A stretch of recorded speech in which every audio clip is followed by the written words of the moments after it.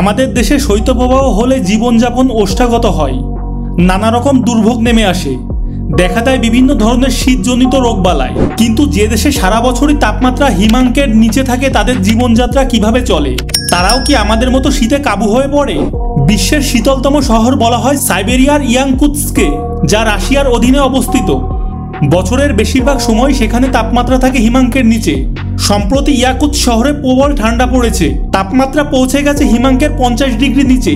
শেষ কবে এমন ঠান্ডা পড়েছে মনে করতে পারছেন না সেখানকার বাসিন্দাদের অনেকেই।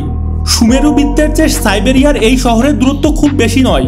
পৃথিবীর উত্তর প্রান্তের থেকে 450 কিলোমিটার দূরেই শহরের গড় তাপমাত্রা -8 ডিগ্রি সেলসিয়াস। তবে পরিসংখ্যান বলছে এখনো পর্যন্ত ইয়াকুৎস্ক শহরের তাপমাত্রার পারদ সবচেয়ে বেশি নেমে গিয়েছিল হিমাঙ্কের 64 ডিগ্রি নিচে। এবারেও সেই রকম পরিস্থিতি তৈরি হতে পারে কিনা তা নিয়ে শঙ্কায় বাসিন্দারা। হিমাঙ্কের নিচে থাকা তাপমাত্রাতে কিভাবে দিব্যি দিন কাটিয়ে দিতে হয়, শীত কিভাবে সহ্য করতে হয় তা ভালো করে জানেন ইয়াকুৎস্কের মানুষ।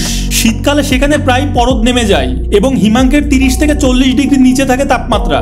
তবে এ বছরের শীতের তাপমাত্রা অন্যান্য বছরের তুলনায় বেশ খানিকটা কম। প্রবল শীতে জমে গেছে গোটা শহর।